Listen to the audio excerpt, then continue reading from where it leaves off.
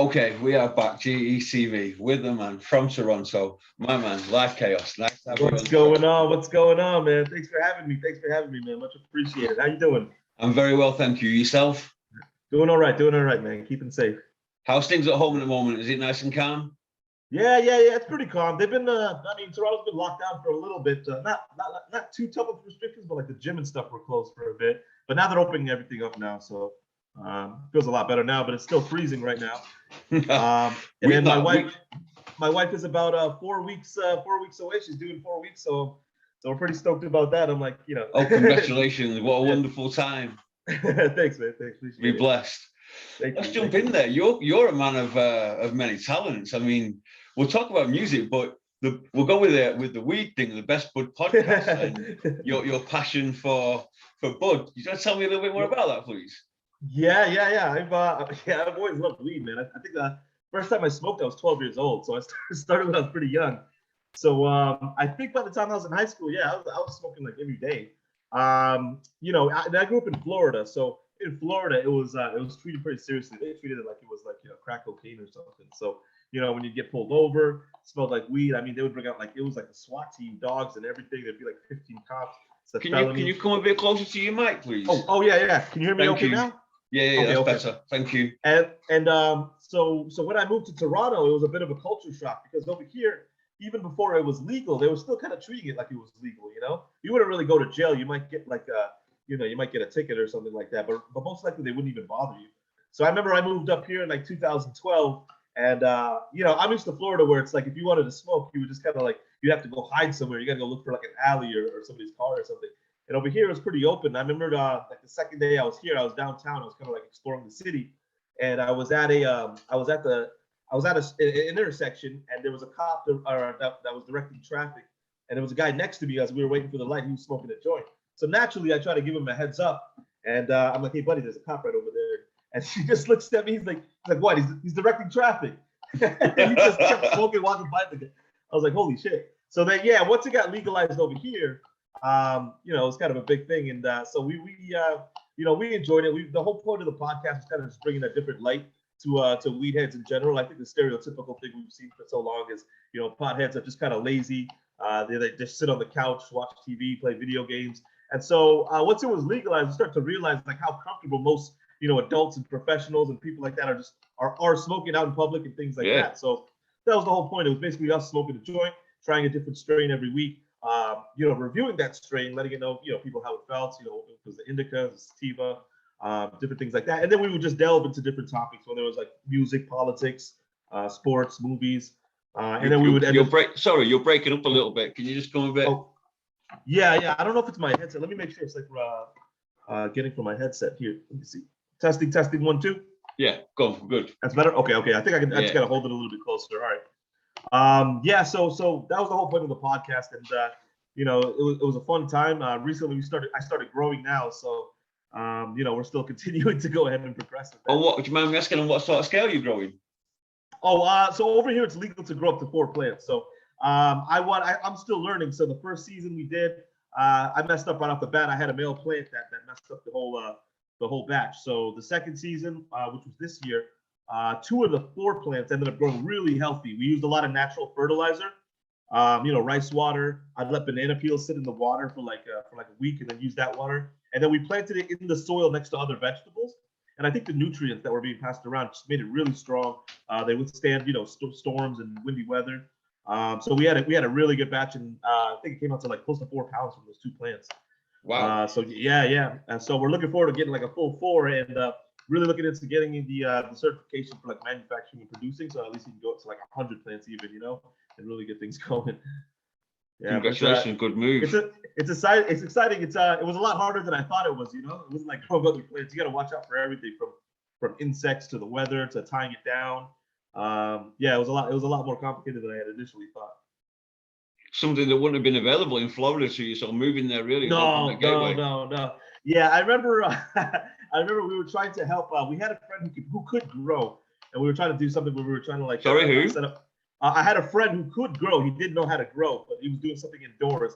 But yeah, it's tricky. You got to do stuff where it's like you got to rig the electrical work so that way the electric bill isn't as high because you got to run UV lights 24 hours.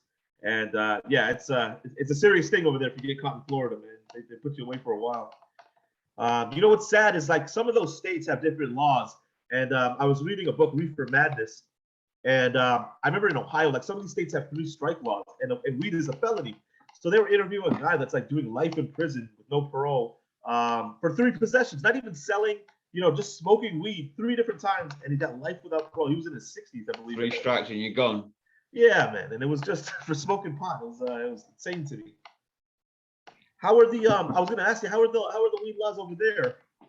It's readily available. I mean, there's so many people growing it now. It's everywhere. But That's again, awesome. you don't last very long, and the level of people with violence still really, and people coming through your front door and nicking your crop. So it's still at that stage in the UK, and you either buy it or you grow it, but there's that much of it about. The market's flooded. But it's quite a good weed. I don't complain. I actually prefer smoking pollen. Oh yeah? Yeah, I do like pollen. I like something nice and mellow. I stopped smoking about 10 years ago, and okay. I prefer when I do have a smoke, I do like smoking pollen. Okay. But that's cool. That's cool. It's a good process. It's a good process to make it. I like watching somebody do it. With the bubble wrap in the washing machine and the sun will dry and that sort of thing. Okay. Quite a clever process. Yeah. That's brilliant, actually. Looking at your music, when did you first make inroads? When did you first discover that you actually had the talent, and when did you first start writing, please? Believe it or not, I have 2 older brothers. They're twins, and they started freestyling when they were in high school. I believe I was about 8 years old when I wrote my first rhyme. They used to get instrumental CDs. They'll get singles, like Mobb Deep Shook Ones Part 2. There was the Beat Nuts. I remember those were like the early singles that they would bring home, and they would always have an instrumental on those singles. So if their friends were around, they would be freestyling and going back and forth. They weren't that great, but it was entertaining. And sometimes when they get into battles, then it get quite entertaining. So when they were doing that, I was trying to focus on my craft. I was only 8 years old, but I practiced my rhymes, really simple, basic stuff or whatever. But I just kept writing. I remember when I was about 10. It's actually pretty ironic. There was an anti-drug program at school in 5th grade, so it was like a talent show, and they invited all the parents. And my dad still reminds me to this day because he thinks it's funny. He's like, how was your first song? A song about not doing drugs. Now all you do is rap about drugs. So slide over a little bit on your camera. Oh, okay. Perfect, man. Yeah, so it was pretty funny. So that was my first one. It was actually a remix to Busta Rhymes. Do you remember it? I remember the chorus because Busta Rhymes' chorus is "This is serious. We can make you delirious. You should have a help." So I put it to "This is serious. Drugs can make you delirious. You should have a healthy fear of drugs because too much of drugs is dangerous." Yeah, I was like 10 years old. I performed that. So that was it. And then I got to middle school. And then I started freestyling when I was 12, and that was the main thing because then freestyling became a thing where it was a good way to gather attention, go in the hallways, and battle people. And that was really where my passion set off. Would it be fair to say then that kind of grounding moved you away from any kind of performance anxiety starting so young? Yeah, I think so. I mean, I'm not afraid to get on stage. I'm not afraid to battle and off the top. I think learning how to freestyle, especially, gives you a lot of confidence because I think an MC's worst fear is maybe forgetting their lines when they're on stage. But if you can freestyle, there's been times where, when I was young, like if I forgot a line, at least you can improvise. You can just freestyle the rest of the verse. So it gives you that kind of confidence. Battling, especially, I got into battles when I was like 14, and a lot of battles, the tournaments, they were grown adults, like 22, 30 years old, and so that gave me a lot of confidence too, going in as a teenager, and just battling. But you know what? Still to this day, I gotta be honest. Still to this day, I'll still get you still get a little bit of bubbles in your stomach right before you get on. Yeah. I don't know what it is, but you still get it. But as soon as I get on stage, the minute I get on stage, I grab the mic and the adrenaline kicks in, and I feel like right at home. I feel right at home. When was you actually your first move into a studio? So we my brother actually started investing in studio equipment, and so it was a Tascam that he had bought. It was a Tascam at the time that was the first kind of portable interface that you could use, with a laptop. But we had it hooked up to a PC. And then I remember the microphone. He got advice on a microphone, but he got the wrong one. He was supposed to get an SM58, and he got an SM57, which is like the drum microphone. And then I remember even before we had a popper stopper, we had to use like a hanger and put a stocking on it. And we put that in front of the microphone to like, block up, the P's and the B's and stuff. So yeah, we were recording at home then, and it taught me how to mix down a little bit, because using so little, I was still able to, adjust the quality and make the best of it. Yeah. But the first time I really stepped into a good studio, my friend from the Deadbeats, we met him. Who, sorry? Cadet. Cadet was he's from an early group I was in called the Deadbeats Writers Lab. And so it was one of three of us. He was a producer. And in his apartment or in his dorm, he had a pretty good setup. He had good monitors, solid mic with a preamp and everything. It was set up in the closet, and it came out really good quality. We were able to get that mixed and mastered. And then the first time I stepped into a professional studio, it was a DJ who was making a mixtape called 50 MCs. The DJ was anonymous in Miami. He had a professional studio set up and rented, so everybody could come in and drop a verse on certain beats. DJ Anonymous. Yeah. And I was just amazed. Yeah. I went in there and I was like, I seen soundproof walls, the whole acoustics, everything like that. I was like, shit, I seen a mixing board that was so big. I didn't even know they made them that big. So I was, I was like a kid in a candy shop. I was like Disney World to me. When was your first with the digital media platforms? I've obviously been listening to your music on Spotify and build up to this interview. Your album with DJ Deluxe. Wow. Thank you, man. Appreciate that. Absolutely on point. Like, yeah, you gotta give me. You got a little snippet here. Yeah, I gotta send you. Can you hear that? Oh yeah. Yeah, that's him. That's him cutting, man. He's a master of ceremonies. Absolutely banging. All the way through. It's got that like 1990s East Coast kind of eclectic style to it, with a real punch to it. Lyrically, man. Jesus, man, you tear it up. You really do. Thank you, man. Appreciate that. What was the move with DJ Deluxe? Why was he so integral to the album? Oh, so this is actually our second project. We did an album back in 2013 called Project Lion, also, which I think should be on Spotify also. But even before that, we were childhood friends. He was friends with my older brothers, but he used to make beats back then, and I would write some of the beats. We never did anything formal. There was a couple times on projects or albums that he would submit a beat and we would use that beat.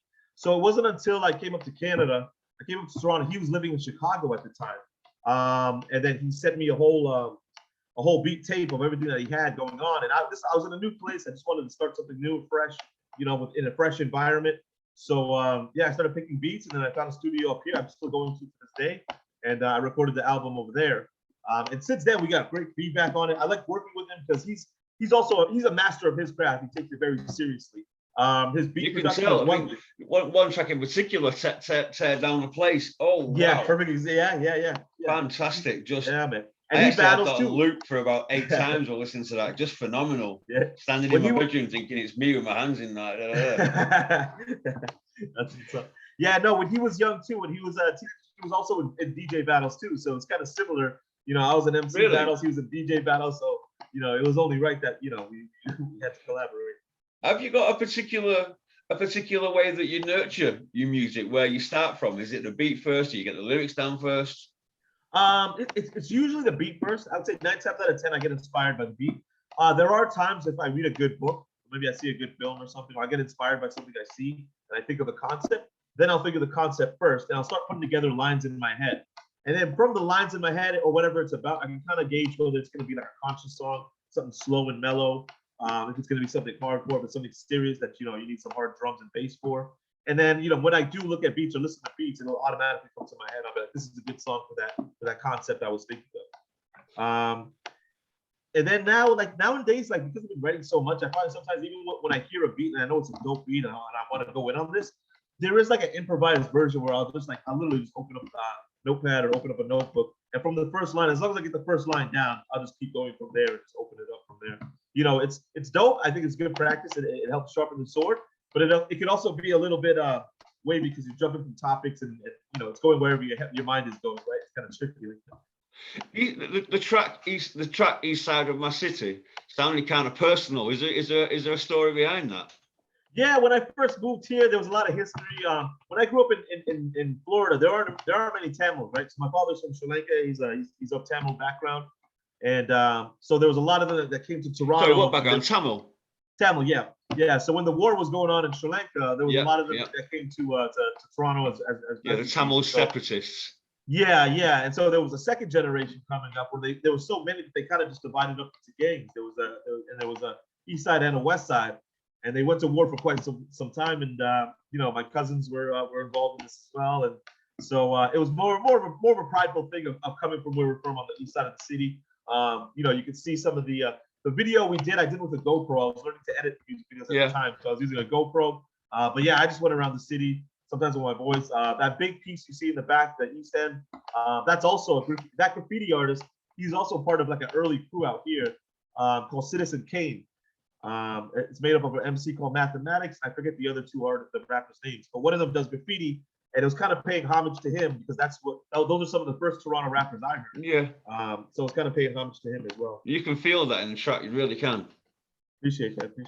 I felt like there was a lot of history here. And you know, for the culture, it's good to kind of put it out. And a lot of people like that, and it resonated with a lot of people in that area. Have you managed, now the pandemic's finished, have you managed to book any gigs? Have you got any particular venues that you favour? No, and you know what? It's not yet, but you know what? When it first started, that's when me and Grin started working on that project, to do one for cross-contamination. If you go on like my Instagram or YouTube, you'll see like the most recent videos are probably from that project, probably like four or so tracks. We have the album. By this point, we have the album done. And it was basically like a quarantine thing at the time. But then we kind of started holding it. It's not mastered yet, but we have a full rough draft. The songs are done. We have all our interludes. It's about setting it to get mastered and maybe doing the artwork. But it's hard to release it without like doing like a release party or some kind of show, or knowing that we have shows lined up. We really want to perform some of the tracks on it. So we kept holding it, waiting for things to open up. They kind of opened up. They kind of didn't. It's kind of dangerous because I know a lot of promoters who are throwing shows. Yeah. And it's such a pain in the ass when they got somebody booked. Sometimes people from out of town or out of the country. And then like when restrictions start happening, they got to cancel the show and refund all the money for the tickets. So we didn't want to run into a situation like that. That's the only reason we're holding it back. But we're getting kind of antsy. So to be honest, we're going to send it off to get mastered and release it. And hopefully we can start doing shows as soon as possible. Even if it warms up a little bit over here, like I would say by springtime, if it's not an indoor venue, I think an outdoor venue is perfect.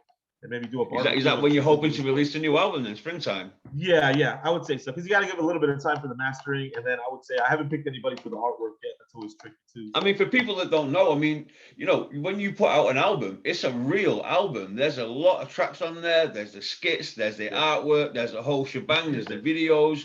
You go the whole 9 yards. I think people need to know, you know, nowadays when people are putting out an album that contains 9, 8, 9, 10 tracks.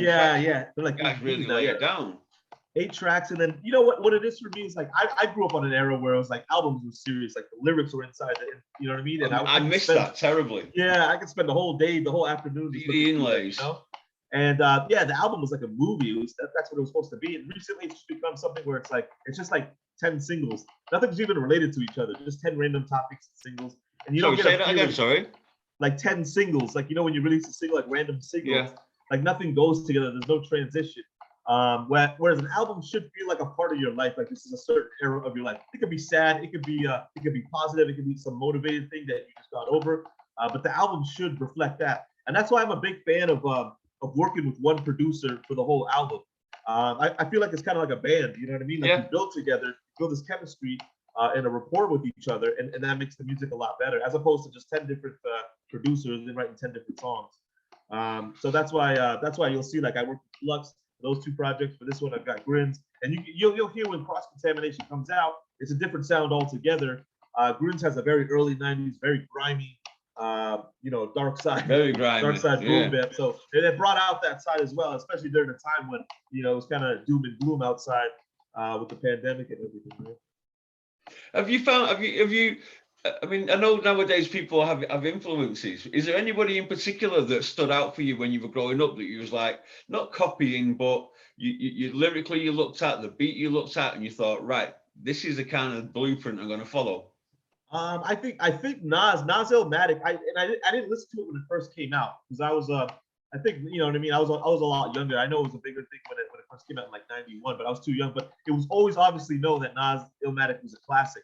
And I think when I first discovered it, I was probably like an 8th grade or so, but it stuck with me. It resonated for years. I listened to that album all the time, those tracks. But as far as style and influence, I think you know, I was a huge Roots fan growing up. I had every album when they came out. Roots, the Who, band. sorry? The Roots. Oh yeah, With Roots, yeah. Questlove, like yeah, I'm a diehard fan. And, You can feel that. You can feel that in your earlier work as well. You can feel that Roots kind of vibe to it. thank you, man. Because Black Thought to me is the GOAT. You know what I mean? So I always wanted to. One thing I appreciated about him is that he was comfortable rapping about anything. He didn't really like corner himself into a box where it's like, oh, he's a political rapper, or he's a love song rapper, or he's soft. He didn't do any of that. He's very comfortable hitting any topic, and I love that because I feel like we as humans, we have so many different dimensions to us. You know, Yeah. I've seen people that there's things that can make you kill somebody. There's things that can make you cry. It's okay to accept all those things and explain why and break it down. And different people and different demographics. I'm glad you said that, because music's visceral to those that matter. I mean, I'll openly admit a song can get me upset. A song can get me very emotional. It does work for me, so I get that vibe as well, man. And I like how I always accepted that kind of challenge that he has too, where whatever he had, whatever topic it is, it could be something political, it could be about social justice and freedom, it could be a love song like "You Got Me" with Erykah Badu. You know, Erykah Badu. Oh yeah.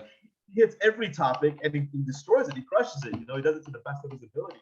And then also too, when I first saw the Roots in concert, it was like hands down one of the best concerts I've ever been to. I mean, they're all like, even the ones who play the instruments, Questlove, Hub, they're like all trying to master the craft and be the best at that craft. So it's like it's almost like a band of perfectionists, and they'll go for 3-4 hours straight, no pauses, no stopping. They're playing music the entire time. Black Dot will freestyle, and that's another thing too. I don't know how he has that kind of breath control. He's rapping. He's the only rapper on stage, and he's going straight for 3 hours. You know, not running out of breath or anything. Wow, that's phenomenal. Yeah, so I always wanted to, if I could reach any type of level, I'd be glad to even be half of the Black Dot is.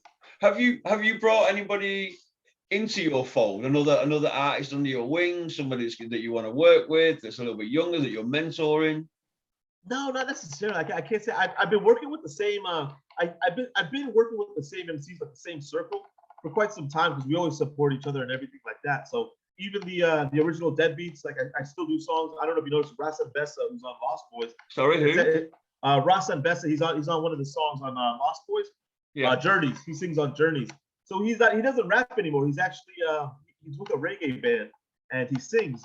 But you know, when I drop a project, he's always down to drop a verse. So I do work with the same circle. But yeah, it would be cool to start mentoring and you know, going over.